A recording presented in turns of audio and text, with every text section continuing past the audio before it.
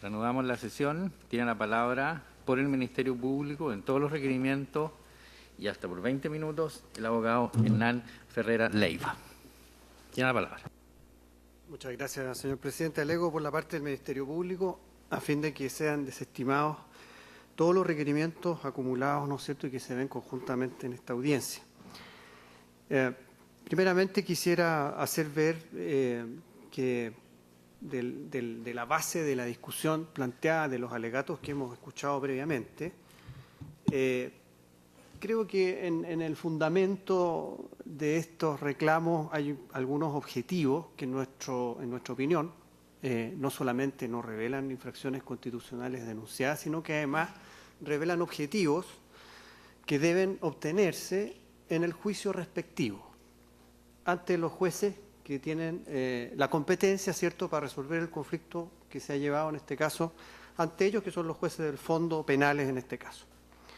Se nos dice de una parte las reglas en cuestión, particularmente aquellas por las cuales estas personas se encuentran hoy día formalizadas, no sé, el artículo 220, numerales 7, 15 y 16, son reglas que están derogadas, no existen. No hay respecto de ellas ninguna posibilidad de que puedan seguir rigiendo este problema. Y por otra parte se nos dice las reglas nuevas, las de la ley 20.720, son reglas que no me son aplicables porque son posteriores al hecho. Conclusión, no hay nada que castigar en este caso, digamos, ¿no? Y ese es un resultado que en nuestro concepto no es adecuado ni es pertinente obtenerlo en este examen, porque este examen tiene que ver con otras cosas. Este examen tiene que ver si efectivamente, si las disposiciones cuestionadas infringen o no ciertos preceptos constitucionales y no obtener ulteriores beneficios del resultado que aquí se pretende, digo, y nos parece que eso es así, inadecuadamente obtener. Esta es una investigación penal que comienza efectivamente con una denuncia en el mes de enero del 2014. Luego, más tarde, el mismo año, en abril, se presenta una querella por la parte que comparece como parte querellante en estos asuntos. Nosotros, el Ministerio Público, pidió el año 2016, bueno, hubo una serie de incidencias entre estos. Quisiera hacer ver que evidentemente el desconocimiento de los hechos de la formalización tiene que ver con que la parte requerente promueve su requerimiento antes de que la formalización tenga lugar. De manera que el desconocimiento de los hechos de la formalización corre por cuenta de la propia requerente, que es quien elige el momento en que ejerce el requerimiento. No nos corresponde hacernos cargo de ese elemento y menos pretender hacer de ello un argumento que apoye los argumentos del requerente. En fin, se llevó a cabo en definitiva una formalización, que es la instancia donde, como se sabe, se comunica ante un juez de garantía que a una persona se le investiga por uno o más delitos. Eso tuvo lugar y estos delitos son los del artículo 220, numerales 7, 15 y 16. ¿De qué se trata? Fundamentalmente de actuaciones que corresponden a la ocultación o inutilización de libros de contabilidad, ¿no es cierto?, el numeral séptimo. En todo este tiempo todavía no encontramos los libros de contabilidad. No sé si en los cuadernos grandes, ¿no es cierto?, o en soportes informáticos conforme a las regulaciones del sistema impositivo. Pero puede que sea impericia también nuestra, pero la verdad es que todavía no los encontramos, sino algunos documentos que no cumplen el estándar que se exige para un registro contable en forma para una sociedad como esta, que sabemos era muy importante y tenía muchísimo capital y recursos que movilizaba y que desde luego tenía consecuencias importantes en materia tributaria. Otra conducta, omitir o falsear información que debe entregarse legalmente. Y la del número 16, en este caso precisamente la cesión de ciertos créditos y formación de deudas de la fallida, ¿no es cierto?, para hacerlos valer en contra de la masa en el proceso concursal con documentos que han sido cuestionados, ¿no es cierto?, en las transferencias, todas maniobras destinadas, desde luego, a aumentar el pasivo de la fallida. El requerimiento tiene, en nuestro juicio, dos partes. En la primera se ataca los preceptos que tienen que ver con el derecho intertemporal. Nosotros lo hemos dicho en nuestra contestación, artículo 344 de la ley 20.720 y artículo 12 transitorio de la misma norma. Y en segundo término, y lo vamos a tratar así separadamente, lo que respecta al artículo 220 de la ley de quiebras, ¿no es cierto?, el libro cuarto del Código de Comercio, los numerales por los cuales se ha formalizado una investigación en estos casos. Esta es una cuestión que no es algo nunca visto, ¿no? De hecho, en esta sede es algo varias veces visto. Entonces, yo no puedo sino partir haciendo alusión, desde luego, a los dos casos que ya han sido revisados respecto de estos mismos preceptos y por las mismas razones que han sido igualmente desestimados. Uno de ellos, fallado en octubre de 2015, 2673, nosotros lo mencionamos en nuestra contestación, desde luego, y otro más reciente, en el mes de enero de este año, 2957. Particularmente en lo que tiene que ver con el artículo 344 y artículo 12 transitorio de la ley 20.720. Nuestra postura y lo que hemos dicho, y además lo que ha sostenido mayoritariamente el tribunal, porque hay votos disidentes en ambos veredictos, lo que hemos hecho ver nosotros es que precisamente la disposición transitoria, como queda testimonio en la historia de la ley, el 12 transitorio de la ley 20.720, salva de la derogación que establece el artículo 344, la derogación de la ley 18.175, que es la antigua ley de quiebras, salva los tipos penales, ¿no es cierto?, y hace una referencia que es bastante sencilla y tiene básicamente tres partes. Primero dice, las disposiciones penales de la nueva ley 20.720 aplican a los hechos ocurridos con posterioridad a su vigencia, lo que es de toda lógica, porque esa es la regla primera en materia de vigencia temporal de las normas penales. Luego dice, quedan igualmente vigentes para los hechos anteriores a esa vigencia el libro 13 del libro, a su vez, cuarto del Código de Comercio, que es la que contiene la preceptiva penal de la antigua ley de quiebra, y luego dice, sin perjuicio de las normas relativas a la pena, es lo que regirá el artículo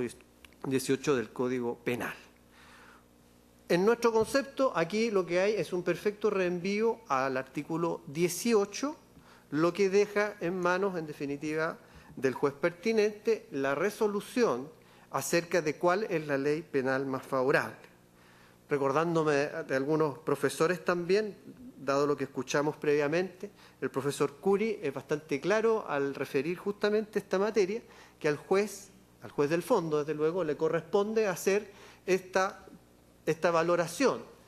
de la ley nueva, ¿no es cierto?, eventualmente aplicable de forma retroactiva, si cumple con alguna de las condiciones que establece la misma ley, respecto de la que estaba vigente al momento que ocurrió el hecho.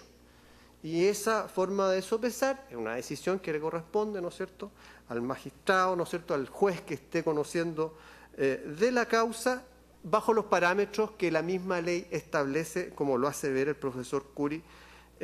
como sabemos. Por lo tanto, lo que hay sencillamente en nuestro concepto es un reenvío justamente al artículo 18 y no hay una infracción o confrontación con la garantía del artículo 19, número 3, párrafo octavo, que establece que ningún delito puede ser penado con una sanción que no sea prevista por la ley con anterioridad, a menos que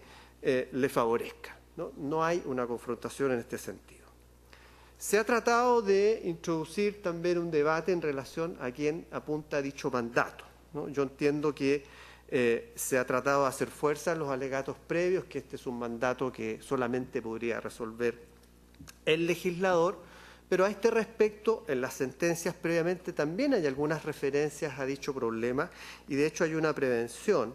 en el último fallo, en el fallo 2957 de los ministros señores Aróstica y Vázquez, donde justamente establecen en qué ámbito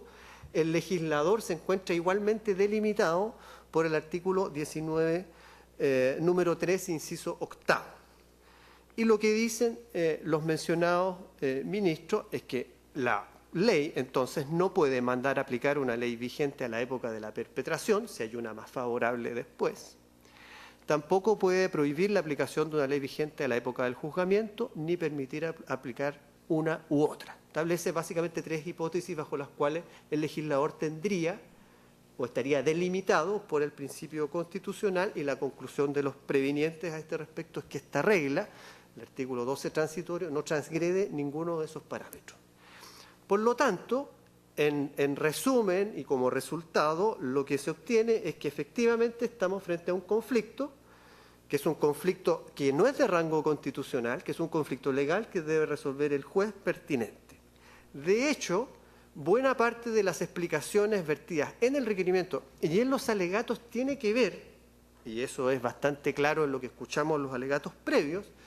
en si existe continuidad delictiva, ¿no es cierto?, entre los ilícitos de la ley de quiebras y los actuales, y si de algún modo la actividad, ¿no es cierto?, el hecho mismo es igualmente recogido en términos penales por la ley posterior. Eso justamente es lo que se debe dilucidar en un conflicto que tiene un rango que no es constitucional, como hemos dicho, y que en nuestro concepto sencillamente impide hacer lugar a lo que aquí se viene planteando en los requerimientos. Por estas razones, y aludiendo nuevamente a que esto precisamente ha sido una materia ya revisada en 2 oportunidades anteriores, lo que evidentemente es ineludible, digamos, en un alegato de esta naturaleza, es que estimamos que procede igualmente desestimar los requerimientos en lo que tiene que ver con la pretendida infracción de la garantía del artículo 19, número 3, inciso 8. La segunda parte del requerimiento tiene que ver con objeciones a el artículo 220 en los numerales 7, 15 y 16. Esto está, desde luego, combinado en el requerimiento con, nuevamente, problemáticas relativas a la aplicación temporal de la ley penal. Pero en ese aspecto nos quedamos con lo que ya hemos señalado y nos parece son argumentos no atendibles. Pero ¿en qué es lo que hace fuerza las partes requirentes? Dicen, se nos trata de manera desigual y además se presume nuestra responsabilidad porque en estas disposiciones hay precisamente en sus encabezados referencia a presunción tanto de fraude, no sé, quiebra culpable o fraudulenta, artículo 219 y 220 del libro 4 del Código de Comercio. En primer término, sobre este punto, haciéndonos cargo ya derechamente de las objeciones que tienen que ver con el principio de igualdad y la prohibición de presumir de derecho a la responsabilidad penal, un primer estadio evidentemente es determinar cuál es el rango de la prohibición constitucional. Y nosotros a este respecto todas las veces hemos hecho ver que, como lo ha reafirmado este tribunal en fallos precedentes, sobre todo los fallos 739 del año 2007 y 1351 del año 2009, dicha prohibición es una prohibición orientada a las presunciones de derecho, aquellas que no admiten prueba en contrario, como sabemos, y la defensa no entrega ningún tipo de argumentación que permita colocar a las hipótesis del artículo 220 o 219 dentro de aquellas presunciones prohibidas. Sin perjuicio de ello, y ya derechamente en cuanto al fondo,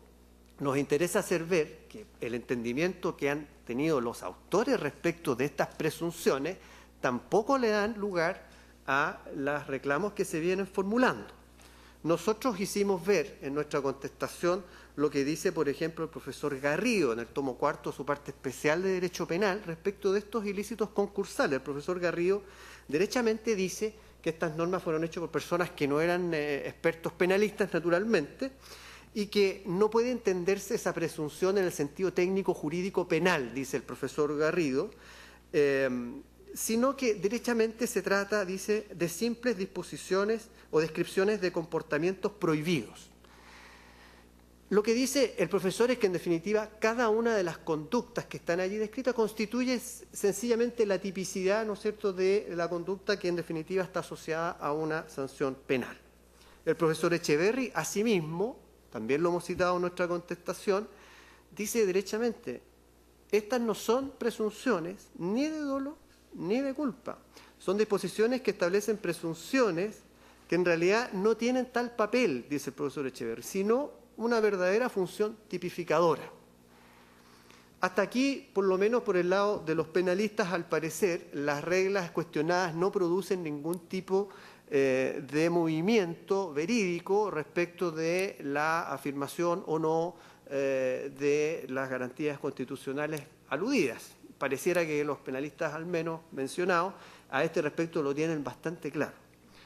Adicionalmente, por parte de los profesores del derecho comercial, se pueden recoger también algunas opiniones, todas desde luego, adelanto, coincidentes con lo que se viene diciendo. El profesor Sandoval, ¿no es cierto?, que es autor de un manual muy conocido en esta materia, hace ver que justamente lo que hay en el artículo 220 y 219 son meras descripciones de tipo figuras penales. Y dice algo muy pertinente,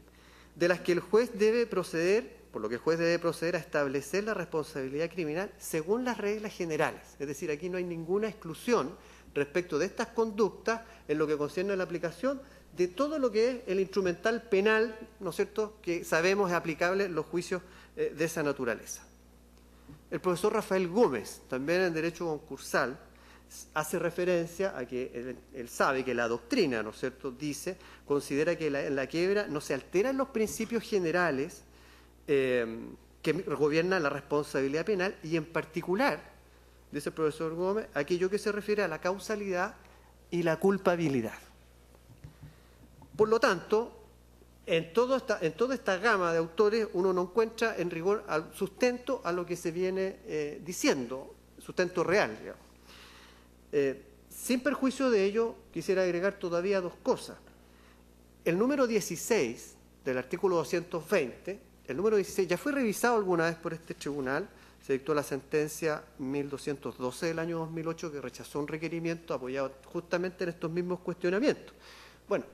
esa descripción típica, precisamente, la del número 16, hace una referencia explícita a una actuación de carácter doloso, digamos, de manera que a su respecto difícilmente pudiera accederse, si es que uno lee, digamos, el artículo, a lo que se viene cuestionando. Por lo demás ya está, como digo, resuelto por el tribunal. Pero, y como lo ha hecho ver también esta magistratura en otros estudios de otras normas que han sido también cuestionadas en esta línea, resulta que, en paralelo a las normas penales sustantivas, el juzgamiento, que es lo que aquí nos importa, está sujeto también a reglas. Y hoy en día, el artículo 340 del Código Procesal Penal dice que ninguna persona puede ser condenada sino cuando el juez adquiere una convicción de un determinado estándar de que se ha cometido un delito y a esta persona le corresponde una participación culpable y penada por la ley. Ese es el parámetro bajo el cual el juez penal puede imponer un castigo a una persona, de manera que resulta absolutamente irreal y nada más que una disquisición abstracta pensar que alguien va a resolver este conflicto apoyándose, como se dijo varias veces en los alegatos previos, en estas simples presunciones, ¿no es cierto? Se dijo varias veces el Ministerio Público tiene el trabajo fácil, ¿no es cierto? Tiene todo resuelto porque tiene la ley, le soluciona este problema. Eso evidentemente no es así. No es así por todas las razones que hemos dado en las referencias a los autores mencionados. No es así, además, porque el régimen procedimental hoy en día no acepta ese tipo de soluciones, como bien sabemos, y como también lo ha hecho ver estos tribunales en otros veredictos, particularmente en el 1351 antes mencionado, cuando revisaba la constitucionalidad del artículo 1 del Código Penal en la parte que presume voluntarias las conductas sancionadas por la ley. Por todas estas razones, excelentísimos tribunales, que en nuestro concepto procede desestimar los requerimientos ejercidos en estos casos. Muchas gracias.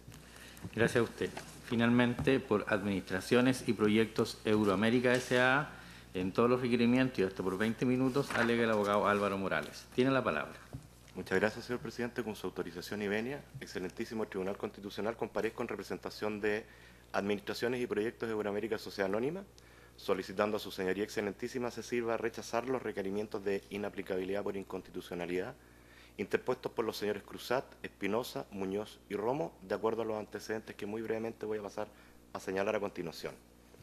En primer término, y para corregir al colega que me antecedió en el uso de la palabra, hago presente al excelentísimo tribunal que el día 30 de junio del año 2014, mi representada interpuso querella ante el Cuarto Juzgado de Garantía de Santiago por el delito de quiebra fraudulenta en contra de diversas personas relacionadas o vinculadas con el control y la administración de la sociedad Curauma Sociedad Anónima, todas ellas relacionadas con el requeriente señor Manuel Cruzat Infante, libelo que al ser admitido a tramitación,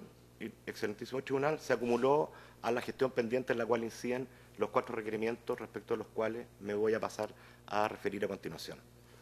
En ese sentido, excelentísimo tribunal, comienzo señalando que compartimos naturalmente todo lo que ha señalado el abogado del Ministerio Público en cuanto a solicitar el rechazo de los requerimientos planteados. Después de escuchar sus planteamientos, pareciera que uno no tiene nada más que agregar al debate. Impresión que se hace aún más concreta si se tiene presente lo que ha resuelto el excelentísimo tribunal en las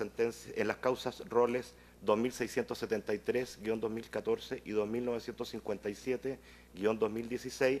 en las que el tribunal ha analizado muy detalladamente y muy profundamente, sobre la base del examen de la ley penal intertemporal vigente, los aparentes conflictos constitucionales que pudieran surgir de la aplicación de la ley 20.720, resolviendo en ambas oportunidades rechazar los requerimientos planteados sobre la base de razones y fundamentos que son plenamente atingentes a los hechos que se conocen en esta audiencia. No obstante lo anterior, excelentísimo tribunal, de la simple lectura de los 4 requerimientos que dan motivo a la presente audiencia, quedan en evidencia una serie de hechos. En primer lugar, todos ellos poseen una estructura y un formato similar, con una petición principal y una petición subsidiaria, formulada sobre la base de exactamente los mismos antecedentes fácticos y jurídicos, los que aparecen incluso expuestos en el mismo orden, y corriéndose incluso en los mismos errores, como por ejemplo que en todos los requerimientos de su primera página se señala que lo que se solicita es que se declare la inaplicabilidad del artículo 334 de la ley 20.720 en circunstancias que lo que se pide, en definitiva, es la inaplicabilidad del artículo 344. Esta semejanza, excelentísimo tribunal, naturalmente no es coincidencia y debe entenderse en un entorno más amplio como es la defensa judicial, seguida por el denominado Grupo de Empresas Cruzat, ante su crisis financiera, económica y legal, de la cual el excelentísimo tribunal ya tiene conocimiento. Cada uno de estos 4 requerimientos ha sido presentado en el contexto de la quiebra de Curauma Sociedad Anónima, que fue declarada el día 18 de diciembre del año 2013 por el segundo Juzgado Civil de Santiago. Quiebra cuyos efectos en el ámbito penal estuvieron postergados hasta que esa resolución quedó ejecutoriada, lo que solo ocurrió cuando la excelentísima Corte Suprema rechazó unos recursos de casación en el fondo y en la forma interpuestos por la fallida, lo que a su vez solo pudo ocurrir una vez que este excelentísimo tribunal, con fecha 12 de enero del año 2016, pronunció sentencia definitiva en los autos ROL 2757-2014, rechazando un requerimiento presentado por Curauma en quiebra a fin de enervar esa declaración. Contando el requerimiento que dio origen a esa causa, así como los 4 que hoy día se conocen en esta audiencia,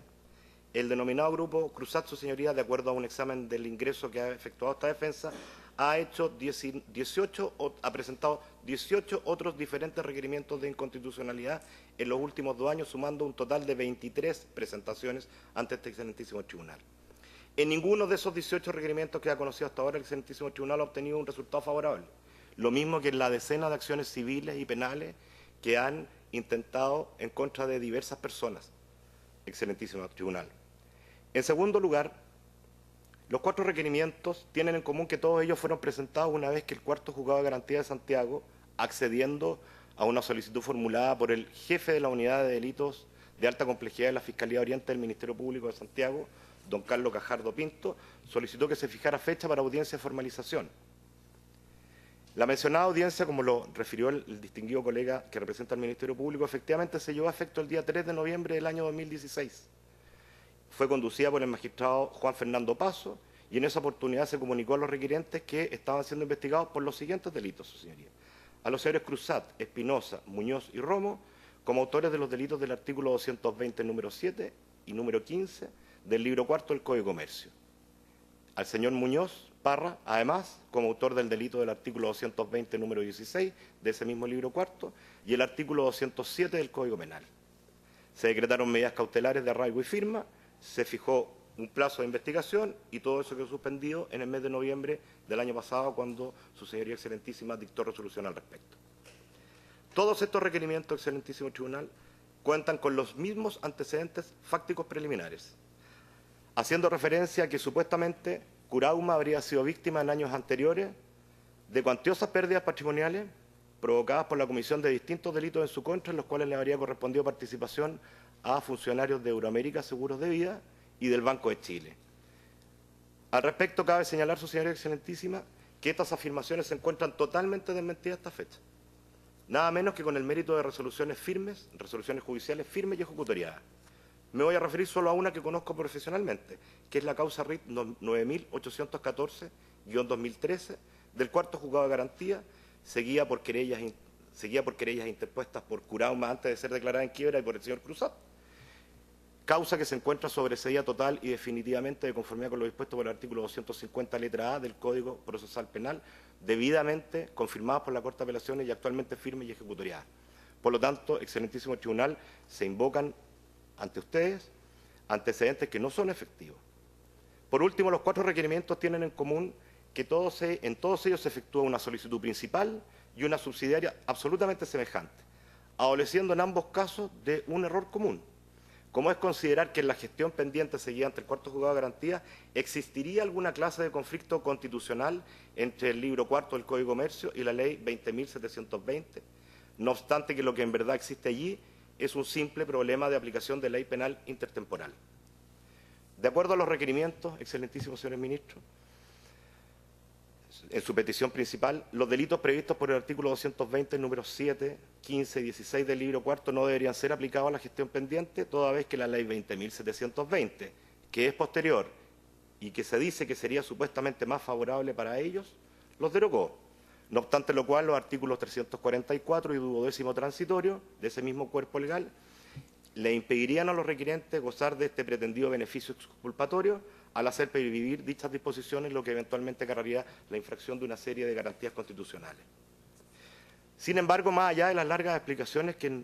fundamentalmente por escrito se han hecho ante el excelentísimo tribunal, lo que resulta incuestionable es que lo que los requirientes le están pidiendo al excelentísimo tribunal en definitiva es que determine,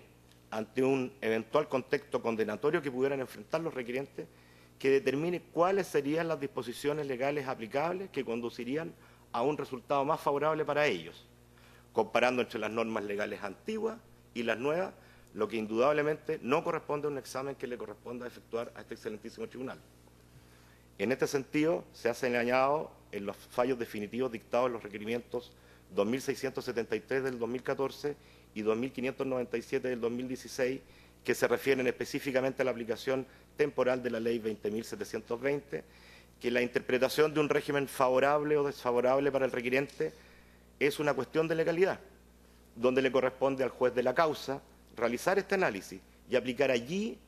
el principio de la ley penal más favorable de acuerdo al mérito de los antecedentes que conozca, resultando por lo tanto improcedente que se solicite a este excelentísimo tribunal que emita opinión al respecto.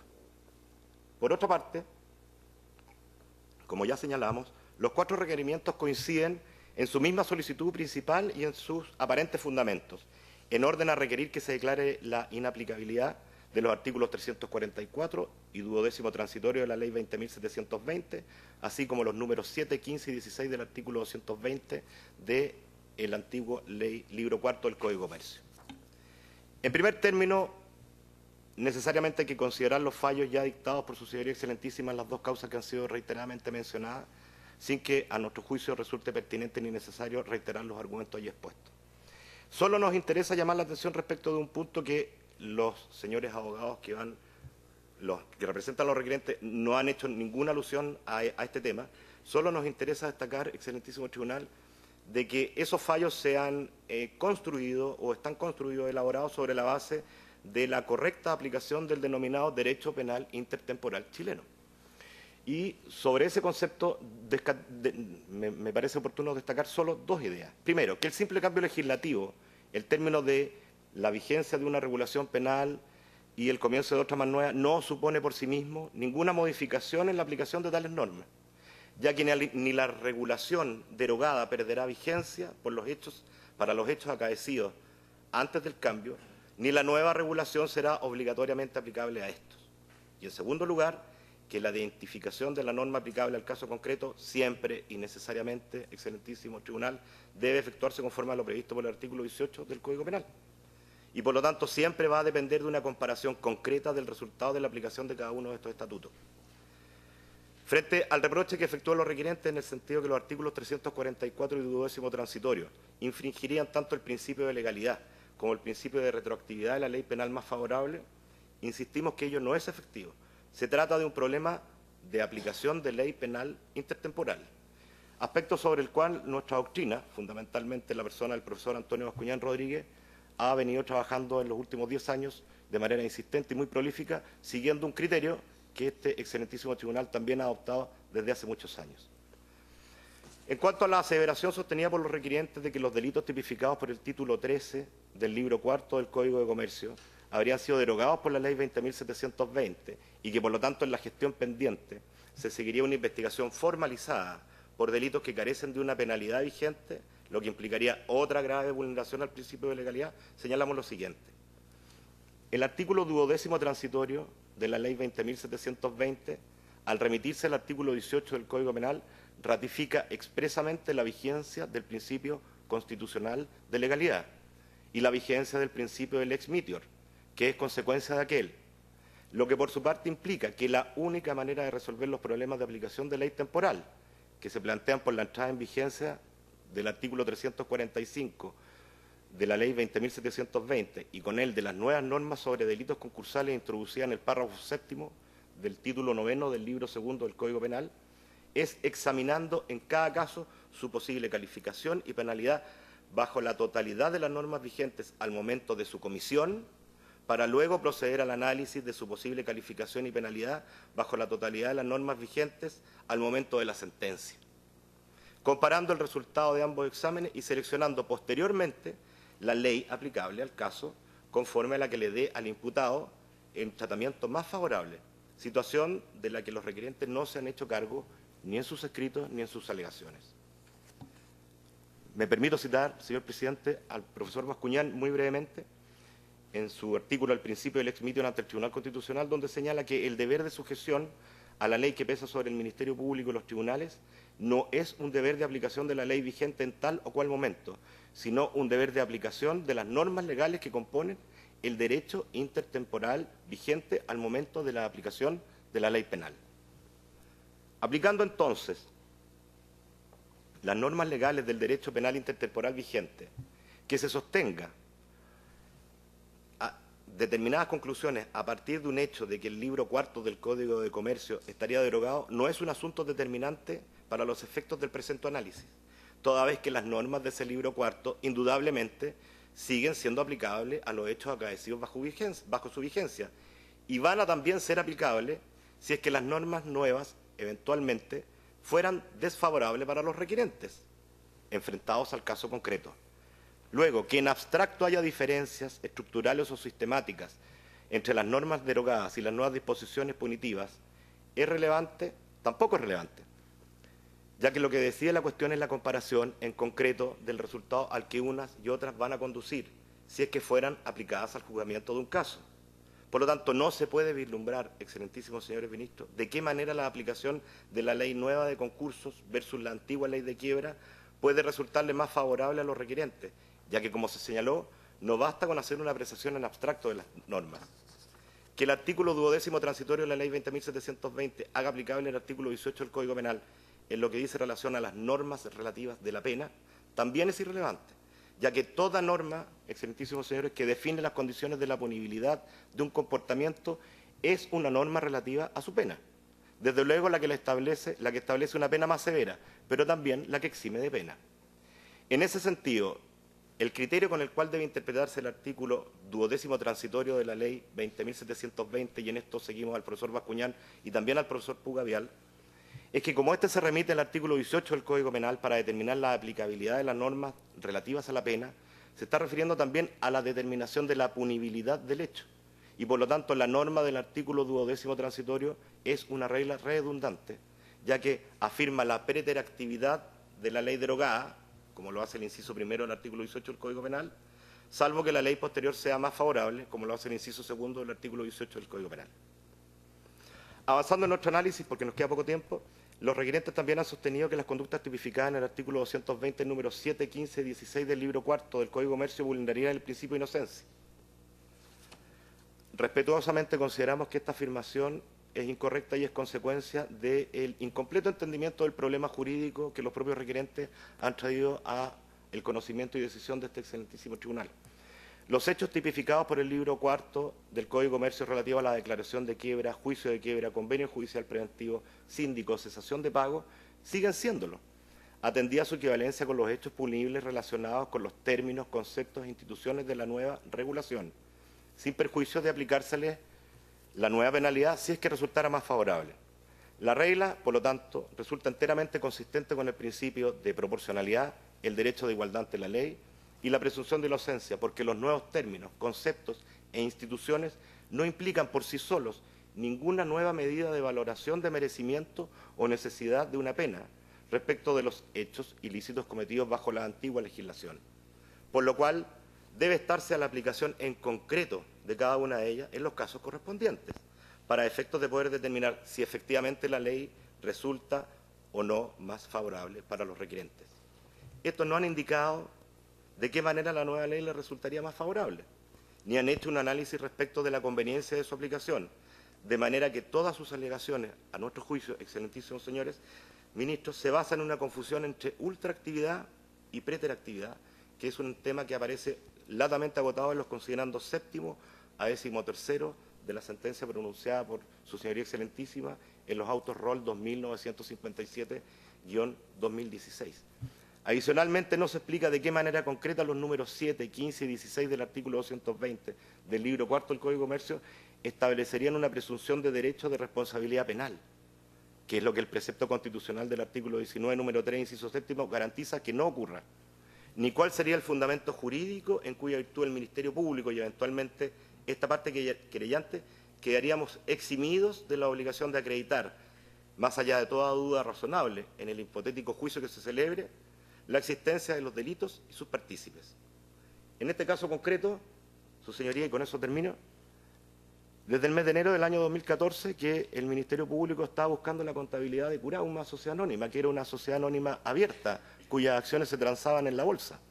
Y esa contabilidad no ha sido encontrada porque lo que se le ha aportado al Ministerio Público son simples hojas en formato Excel, que naturalmente no se corresponden con cómo debe llevar la contabilidad de una sociedad anónima abierta. Por lo mismo, se le ha omitido y se le ha entregado información falsa a la Superintendencia de Valores. Y en tercer lugar, respecto de los delitos de quiebra, efectivamente hay operaciones que han aumentado el pasivo. Pero además, que tampoco se ha señalado, uno de los señores requerentes ha sido formalizado por el delito del artículo 207 del Código Penal, que tiene que ver con la presentación de documentos falsos en juicio. Todos esos antecedentes, a nuestro juicio, en nuestra opinión, excelentísimo tribunal, son más que suficientes como para pedir respetuosamente que se rechacen los requerimientos planteados por los señores Espinosa, Cruzat, Romo y Muñoz en todas sus partes. No tengo nada más que señalar. Muchas gracias. ¿Alguna pregunta, señores ministros? ¿No? Muy bien. Concluida entonces la vista de la causa.